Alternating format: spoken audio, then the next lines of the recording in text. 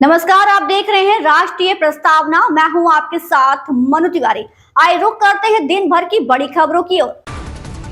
गाजियाबाद कोतवाली की डायल 112 पर गुरुवार की देर रात अनजान कॉलर ने कॉल कर दिल्ली की मुख्यमंत्री रेखा गुप्ता को जान से मारने की धमकी दी। दिल्ली की मुख्यमंत्री रेखा गुप्ता को जान से मारने की धमकी देने वाले को दिल्ली पुलिस की स्पेशल स्टाफ की टीम ने गाजियाबाद से गिरफ्तार कर लिया है। पुलिस ने बताया कि आरोपी ने शराब के नशे में फोन कर धमकी दी थी। पकड़े गए आरोपी की पहचान श्लोक तिवारी के तौर पर हुई है। गाजियाबाद कोतवाली की डायल 112 पर गुरुवार की देर रात अनजान कॉलर ने कॉल कर दिल्ली की मुख्यमंत्री रेखा गुप्ता को जान से मारने की धमकी दी।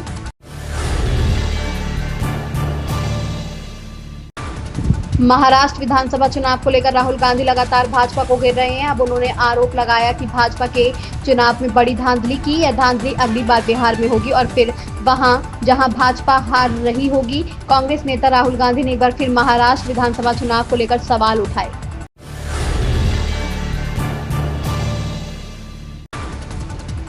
कनाडाई विधायक ने कहा कि भारत और कनाडा के नेताओं की मुलाकात से दोनों देशों के संबंध बेहतर होंगे। भारत एक महान देश है और भारत के शिक्षित, शानदार, प्रेरक लोगों को और लोकतांत्रिक और एक विशाल बाजार वाले देश के साथ व्यापार समझौता कनाडा के हित में है। कनाडा के प्रधानमंत्री मार्क कार्नी ने कनाडा की मेजबानी में आयोजित होने जा रहे G7 सम्मेलन में प्रधानमंत्री मोदी को भी शामिल होने का न्योता दिया है।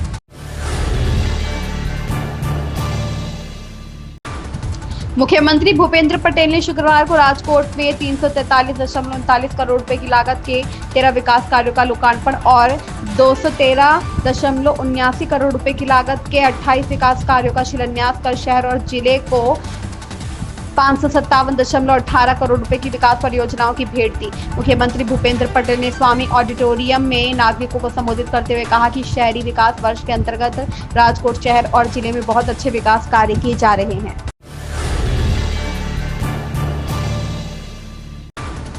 पूर्वोत्तर राज्य में मानसूनी बारिश ने कहर बरपाया है। बारिश, बाढ़ और भूस्खलन से 19 से ज्यादा लोगों की मौत हो चुकी है, जबकि 7 लाख से ज्यादा लोग प्रभावित हुए हैं। अब असम में हालात सुधर रहे हैं। बारिश कम होने के बाद यहां पर नदियों का जलस्तर घट रहा है। मानसूनी बारिश का कहर झेल रहे पूर्वोत्तर राज्य में अब हालात सामान्य हो रहे हैं। बाढ़ की विभीषिका का सामना कर रहे असम में भी अब स्थिति सुधर रही है। खतरे के निशान को पार कर चुकी ब्रह्मपुत्र समेत तमाम नदियों का जलस्तर भी अब घटने लगा है।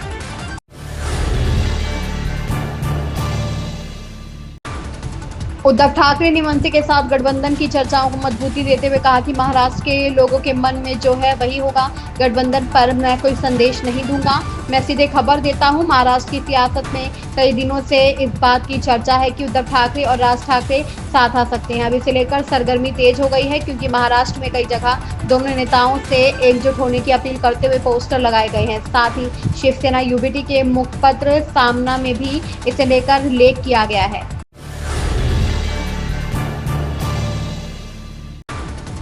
प्रधानमंत्री नरेंद्र मोदी ने Udhampur Srinagar Baramulla rail link project को इंजीनियरिंग का नायाब नगीना बताते हुए कहा कि चिनाब रेल, आर्च ब्रिज और अंजी ब्रिज जम्मू कश्मीर की समृद्धि का जरिया बनेंगे। इससे पर्यटन तो बढ़ेगा ही, इकोनॉमी के दूसरे सेक्टरों को भी लाभ होगा।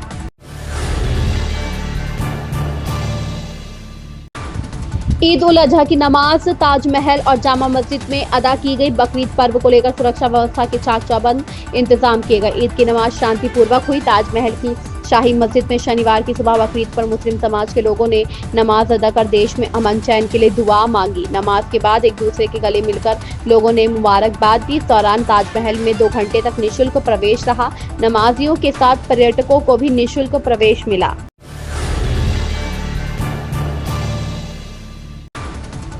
भारत इस सीरीज में विराट कोहली और रोहित शर्मा के बिना उतरेगी, जिन्होंने हाल ही में टेस्ट क्रिकेट से संन्यास ले लिया था। भारतीय टीम इंग्लैंड के खिलाफ शुभमन गिल की कप्तानी में खेलने उतरेगी। भारतीय टीम 5 मैचों की टेस्ट सीरीज के लिए शनिवार को इंग्लैंड पहुंच गई है। दोनों टीमों के बीच 20 जून से पहला टेस्ट मैच खेला जाएगा। इस सीरीज के साथ ही भारतीय टीम विश्व टेस्ट चैंपियनशिप के नए चक्र की शुरुआत करेगी। भारत इस सीरीज में विराट कोहली और रोहित शर्मा के बिना उतरेगी, जिन्होंने हाल ही में टेस्ट क्रिकेट से संन्यास ले लिया था।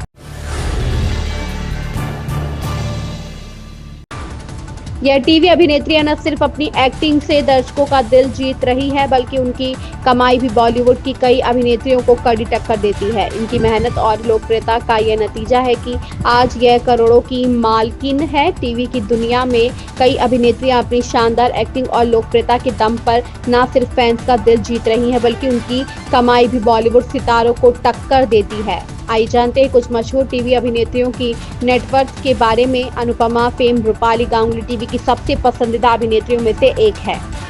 इन खबरों में बस इतना ही। बने रहिए हमारे साथ और देखते रहिए राष्ट्रीय प्रस्तावना।